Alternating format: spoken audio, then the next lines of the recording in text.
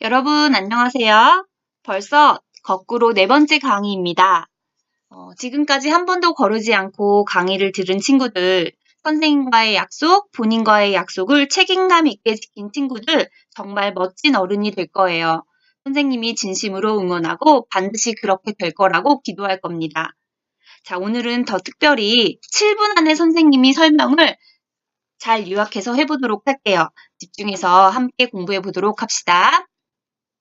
오늘의 학습 목표는 청소년기 식생활 문제를 인식하여 자신의 식행동을 평가할 수 있다입니다. 자, 여러분 이 그림 기억나나요? 이 그림을 보며 여러 가지 이야기를 수업 중에 했었죠. 편식은 좋지 않지만 지금 보는 그림에서는 조금 덜 먹는 것이 더 건강한 음식이 있었습니다. 그걸 다시 설명하지 않아도 여러분 그게 무엇인지 잘 알고 있죠?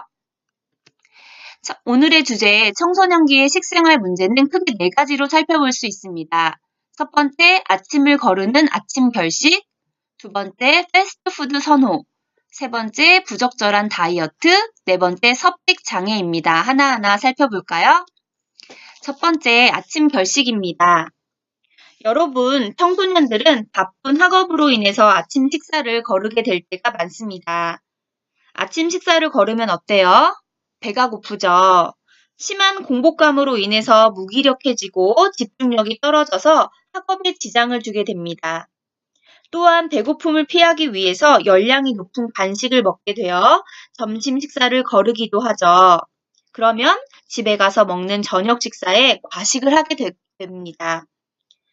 따라서 아침 식사를 생활화하도록 해야겠죠. 두 번째, 패스트푸드 선호입니다. 맞벌이 가정이 늘어나고 청소년들의 여러분들의 생활도 바빠지면서 간단하게 먹을 수 있는 패스트푸드의 섭취가 늘어나고 있어요. 패스트푸드는 식당에서 주문을 하면 빨리 나오는 음식으로 주로 햄버거, 피자, 치킨 등의 음식을 말합니다. 이러한 패스트푸드는 청소년들의 입맛을 사로잡고 있지만 영양의 불균형을 불러오기 때문에 지속적으로 섭취하면 건강에 좋지 않습니다. 패스트푸드는 가급적 먹지 않는 것이 좋지만 먹게 될 때는 균형 잡힌 방법으로 섭취하도록 노력을 해야 할 거예요. 자, 그림을 왼쪽 것부터 보면 햄버거를 먹을 때도 햄버거와 함께 감자튀김, 콜라를 먹기보다 우유와 샐러드와 함께 먹는 것이 건강한 선택 방법이겠죠. 오른쪽에 치킨을 먹을 때도 콜라, 비스켓과 먹기보다 건강한 신선한 샐러드와 함께 먹는 것이 건강한 섭취 방법입니다. 세 번째, 부적절한 다이어트입니다. 청소년들은 외모에 관한 관심과 날씬한 체형을 선호하는 경향으로 부적절한 다이어트를 통해서 체중을 줄이려고 하는 경우가 있어요.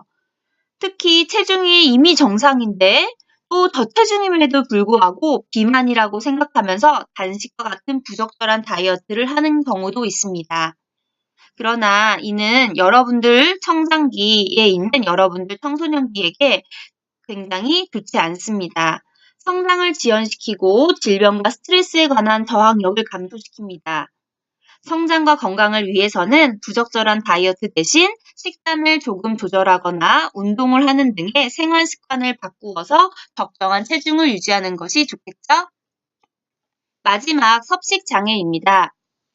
대중매체 등의 영향으로 청소년들 여러분들은 외모, 체형, 체중에 지나치게 집착하고 자신의 모습에 불만족하면서 부적절한 다이어트를 하면서 섭식 장애에 이르는 경우도 있습니다. 섭식 장애란 극단적으로 음식 섭취를 거부하거나 지나치게 많은 양의 음식을 섭취하는 것을 말합니다. 섭식 장애의 종류로는 신경성 식욕 부진증, 거식증이 있습니다. 먹는 것을 거부하면서 극도의 다이어트를 해서 심각한 저체중에 이른 경우를 말합니다. 우울증이 생기거나 강박 행동이 나타나기도 하고 탈모 등의 신체적인 부작용이 일어납니다. 두 번째는 신경성 대식증, 폭식증이라고도 합니다. 폭식 후에 구토나 설사약을 복용하거나 이를 반복하는 행동을 하는 증상입니다. 세 번째, 폭식 장애입니다. 폭식 장애는 마구 먹기 장애라고도 이야기를 해요. 우울하거나 무력감을 느낄 때 음식을 마구 먹어서 그 기분을 벗어나려고 하는 섭식 장애입니다. 자, 지금까지 선생님이 청소년기의 식생활 문제에 대해서 설명을 했는데요. 이 내용은 알기만 하고 실천하지 않으면 아무 소용이 없겠죠.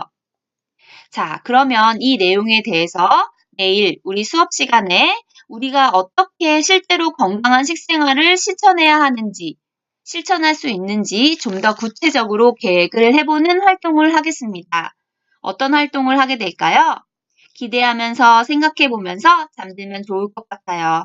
오늘 하루도 공부하느라, 학원 가느라, 운동도 하느라 너무 고생한 우리 친구들 진심으로 응원하고 힘내세요. 내일은 더 좋고 행복한 하루가 되길 바라며 내일 만나요. 안녕.